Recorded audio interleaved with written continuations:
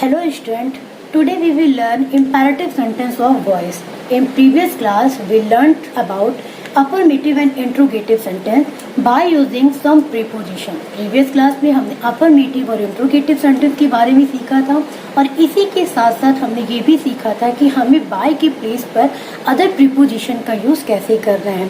But in this video we learn imperative sentence of voice. इस video में हम imperative sentence के बारे में सीखेंगे कि एक्टिव से पैसिव बनाते समय जब हमें इम्पेरेटिव सेंटेंस मिलता है तो हम इसको कैसे पैसिव में चेंज करते हैं. ठीक है, इम्पेरेटिव सेंटेंस को आप सबको पता है कि इम्पेरेटिव सेंटेंस में हमें हमारा सब्जेक्ट नहीं मिलता. इम्पेरेटिव सेंटेंस अगर एक तरह से देखें तो ये एक शॉर्ट सेंटेंस होता है जो शॉर्टनेस होने की वजह से भी अपनी कंप्लीट मीनिंग को देता है. तो आइए देखते हैं कि हम एक्टिव से पैसिव बनाते समय इम्पेरेटिव सेंटेंस को जब हम पैसिव में चेंज करेंगे तो उसके क्या रूल्स हैं.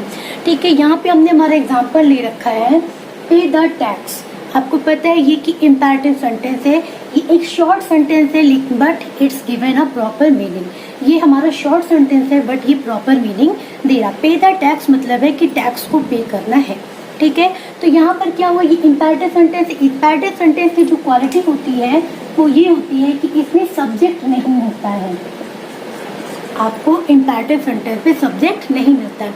ये जो हमारा सेंटेंस होता है ये हमारा ऑब्जेक्ट बेस पर होता है, इसमें ऑब्जेक्ट वर्क करता है.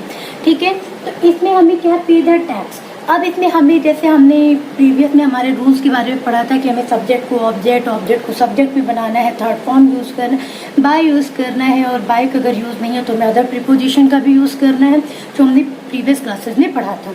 लेकिन अभी इस समय जब हमारे पास सब्जेक्ट नहीं है तो हम सब्जेक्ट को ऑब्जेक्ट कैसे बनाएंगे और ऑब्जेक्ट को सब्जेक्ट कैसे बनाएंगे. तो जो चीज़ें मैंने आपको बताया था कि जो चीज़ें हमें सेंटेंस में मिल रही है हमें उन चीज़ों को बनाना है, अदरवाइज जो नहीं मिल रहा उन्हें हमें क्या करना है, स्किप करते जाना है.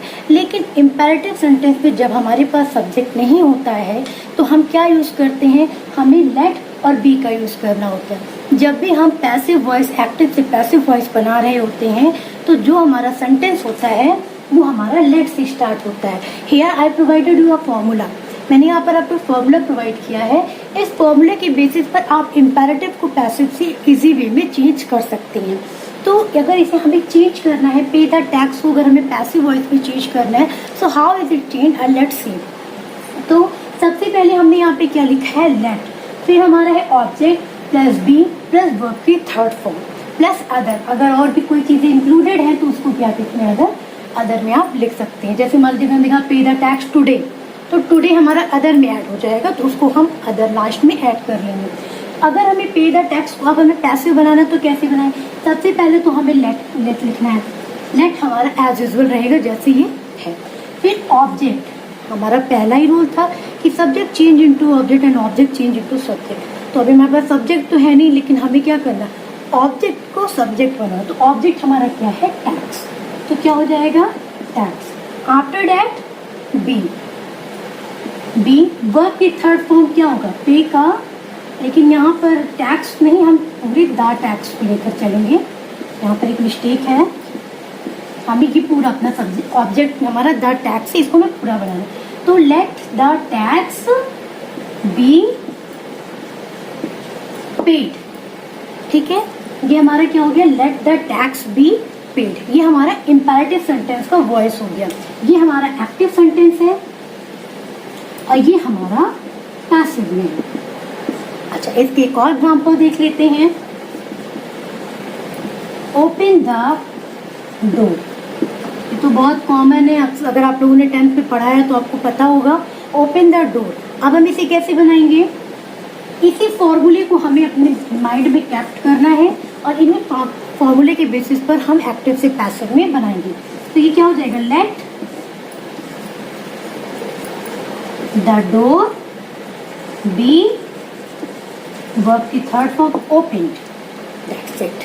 ठीक है, तो ये क्या हो गया, ये आपका imperative sentence. It's too easy, ये बहुत ही आसान है, बहुत ही इजी है. हमें कुछ नहीं करना है, हमें सिर्फ इसको अपने माइंड में कैप रखना है कि हमें लेट का यूज करना है. Let after object, object plus before plus verb third form plus other. Other में मैंने बताया अगर यहाँ पे हमने टुडे ऐड कर दिया होता, पे द टैक्स टुडे, तो यहाँ पे let the tax be paid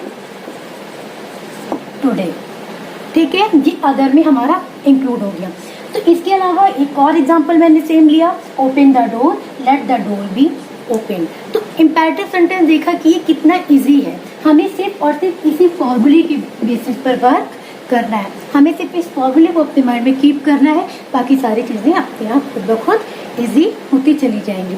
ठीक है, लेकिन पैसिव में एक्टिव से पैसिव बनाते समय एक और भी सेंटेंस आता है इम्पेरेटिव में, जिसमें प्लीज का यूज करते हैं।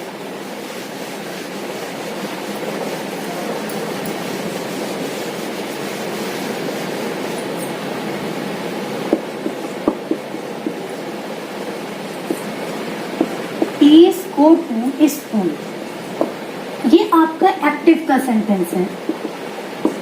ये क्या है? एक्टिव। अब इस सेंटेंस को भी हमें पैसिव में चेंज करना है, क्योंकि ये भी कैटेगरी आपकी इम्पेरेटिव की है। क्योंकि इम्पेरेटिव में क्या होता है, प्लीज यानी कि ऑर्डर है, एडवाइस है, कमांड है, इन सारे जो सेंस आते हैं वो आपकी इम्पेरेटिव में इंक्लूडेड होते हैं, इम्पेरेटिव सेंटेंस की पावर होते हैं। तो इस तरह से प्लीज अगर आ रहा है तो इट मीन्स कि ये कौन सा सेंटेंस है? इम्पेरेटिव है। तो जब एक्टिव से पैसिव हम बनाएंगे इम्पेरेटिव में, तो हमें प्लीज की जगह पर क्या यूज करना है? You are requested to. हमें प्लीज के प्लीज पर सिर्फ ये चेंजिंग करनी है, यू आर रिक्वेस्टेड टू, यानी कि हम प्लीज को क्या करेंगे? रिमूव कर देंगे और उसके प्लेस पर लिख देंगे you are requested to.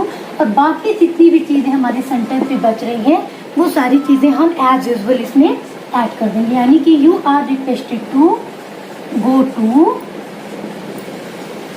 School. Clear? It means कि अगर प्लीज है यानी कि रिक्वेस्ट का सेंस आ रहा है तो यहाँ पर क्या हो जाएगा? रिक्वेस्टेड। अब ये है कि वर्ब में थर्ड फॉर्म नहीं यूज किया हमने, क्यों? क्योंकि हमने वर्ब की थर्ड फॉर्म इसलिए नहीं यूज की क्योंकि हमने यहाँ पर ऑलरेडी थर्ड फॉर्म का यूज किया हुआ। वो कह रहे कृपया स्कूल जाओ, ठीक है, तो यहाँ पे क्या है? वह आपसे रिक्वेस्ट कर रहा है कि आप स्कूल जाइए। तो यहाँ पर हमने ऑलरेडी वर्ब की थर्ड फॉर्म को यूज कर रखा है, इसी वजह से हम यहाँ पर वर्ब की थर्ड फॉर्म का यूज नहीं करेंगे। हमें सिर्फ और सिर्फ प्लीज के प्लेस पर यू आर रिक्वेस्टेड टू का यूज करना है, बाकी अदर सारी चीजें एज यूजुअल और सेम रहेंगी, इसमें और भी किसी तरह की कोई भी चेंजिंग नहीं होगी। ठीक है, तो आज आपका ये जो है, जो दोनों रूल्स मैंने बताए ये आपके इम्पेरेटिव सेंटेंस के। लेकिन अगर यहाँ रिक्वेस्टेड के अलावा ऑर्डर आ रहा है या कमांड भी आ रहा है तो वो आप अपने सेंटेंस के अकॉर्डिंग यहाँ पर यूज कर सकते हैं। जैसे आपको ऑर्डर्ड हो गया है, कमांड हो गया है, और भी रिक्वेस्ट को हमने आपको बता ही दिया। तो इम्पेरेटिव में सेंटेंस का जो भी सेंस होगा उसके बेसिस पर आप यहाँ पर यूज कर सकते हैं। तो इन दोनों रूल्स के जो फॉर्मूले हैं इनको आप अपनी कॉपी में अपने लैंग्वेज में नोट कर लीजिए, और इसमें कोई कंफ्यूजन नहीं हुई। I think it's too easy. Other voice के अकॉर्डिंग यानी कि अदर सेंटेंस के अकॉर्डिंग ये इम्पेरेटिव सेंटेंस सबसे ज़्यादा इजी है। तो इसमें मुझे नहीं लगता है कि आपको कोई कंफ्यूजन हुई होगी। इसको अपने अकॉर्डिंग अपनी कॉपी में नोट्स कर लीजिए, और अगले वीडियो में हम अगले नए टॉपिक के साथ मिलेंगे। क्योंकि आज आपका वॉइस यहाँ पर फिनिश हो गया है। इसके अलावा अगर आपको कोई कंफ्यूजन होती है तो हम आपके साथ डिस्कस कर सकते हैं। तो आप तब तक अपना ध्यान रखिए, हंसते रहिए, मुस्कुराते रहिए। Stay home and stay safe, don't forget it कि आपको stay home and stay safe करना है। ओके, तब तक के लिए अपना ध्यान रखिए। Bye bye, have a nice day.